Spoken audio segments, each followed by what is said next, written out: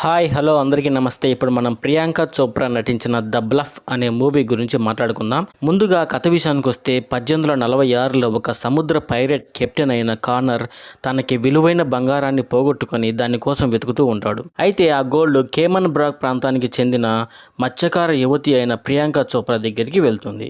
సముద్రంలోకి వెళ్లిన భర్త కోసం ప్రియాంక చోప్రా కొడుకు మరదలతో ఎదురు చూస్తూ ఉంటుంది.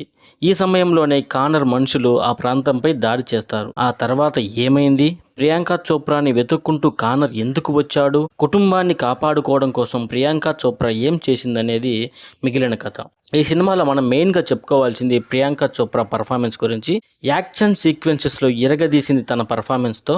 సినిమా కేవలం 100 నిమిషాలు మాత్రమే ఉండడంతో మనకి ఎక్కడా బోర్ అనే ఫీలింగ్ కలగదు. ఈ సినిమాలో ప్లస్ పాయింట్స్ వచ్చేసి background music, cinematography and action sequences.